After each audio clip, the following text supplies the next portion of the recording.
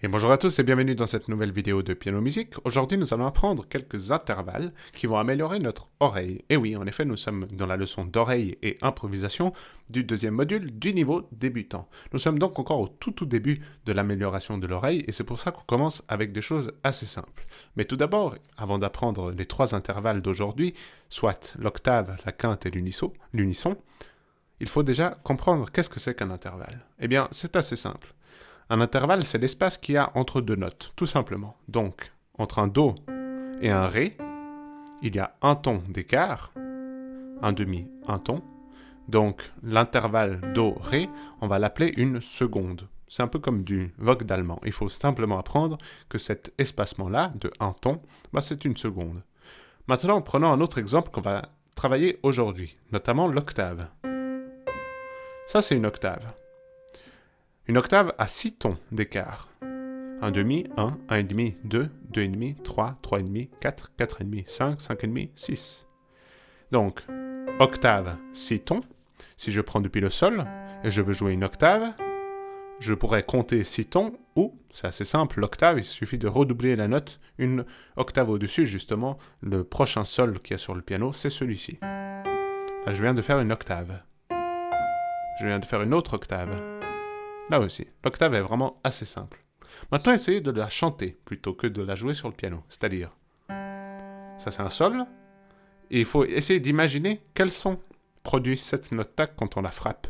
Mais, bien sûr, sans la jouer. Donc c'est justement votre oreille qui va beaucoup travailler.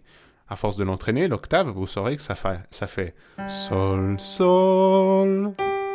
Effectivement, je vérifie avec le piano, c'était bel et bien la note que j'avais chantée. Si je prends un La, La, La, Do, Do. Voici quelques exemples assez simples. Ça, c'est l'octave. Maintenant, passons à la quinte. La quinte est un peu plus compliquée. En effet, c'est à 3 tons et demi de distance de la note de départ. Donc, si je prends de nouveau mon Sol comme point de départ, 1,5, 2, 2,5, 3, 3,5, j'arrive sur le Ré. Ça, c'est l'espace, l'intervalle d'une quinte. Vous pouvez le mémoriser également comme le début de la chanson.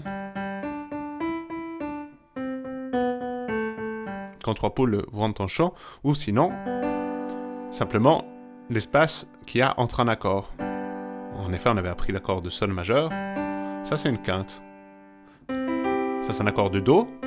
Ça, c'est une quinte. Quand trois poules vont au champ. Ça, c'est la quinte à 3 temps et demi. Et là aussi, si je prends le Si, même si vous n'avez pas encore appris l'accord de Si, votre oreille interne, peut-être qu'elle a l'habitude d'entendre des quintes, et du coup, quand trois poules, j'ai chanté immédiatement le Fa dièse, sans même le jouer. C'est un peu peut-être de la sorcellerie pour certains, mais ça va être très utile pour tout ce qui est improvisation, composition, transposition, transcription de morceaux que vous aimeriez jouer, c'est vraiment très utile. Et l'unisson, c'est en fait le plus simple, puisque c'est exactement la même note. Donc l'intervalle de l'unisson, c'est ça. En fait, c'est un Mi joué doublement. Comme s'il y avait deux voix, je pourrais peut-être le simuler si j'ajoute un autre instrument ici. Maintenant, vous avez un piano et un orgue qui jouent les deux la même note, un Mi. Donc l'intervalle entre ces deux notes est de 0 ton, puisque on ne se déplace pas, et c'est pour ça qu'on l'appelle unisson. C'est le même son. Donc ça, c'est les trois intervalles. L'octave, la quinte et l'unisson. Ou plutôt... Donc, maintenant que nous avons appris la définition simple de ces intervalles, on va essayer de les entraîner un petit peu. Donc, commençons par la quinte. Si je prends un exemple depuis le Fa, essayez de chanter le Do, sans le jouer. Pensez à la chanson « Quand trois poules vont au champ ». Le Do, il avait cette note-là. Vous comprenez un peu le principe, il faut essayer de s'entraîner soi-même. Donc, toujours une quinte depuis là. Quand trois poules... Effectivement, c'était bel et bien un Mi bémol. Donc, vous pouvez aller un peu au hasard comme ça sur le piano, vous donnez une note de départ, vous essayez de chanter la chanson et vous vérifiez après, en comptant 3 tons et demi, ou si vous connaissez l'accord majeur, vous vérifiez que c'est bel et bien quand trois poules Et comme ça, vous vérifiez justement votre intervalle. L'octave. Ta, ta. Si vous êtes en Suisse, vous devrez normalement connaître la chanson « Là-haut sur la montagne, il y avait un gros chalet ». Je suis plus sûr des paroles, mais vous comprenez le principe. C'est le début de la chanson. Un autre exemple.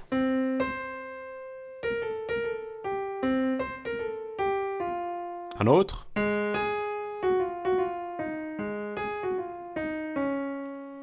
Comme ça, d'oreille, je suis capable de transposer très facilement, puisque j'ai les intervalles très bien intégrés dans les doigts.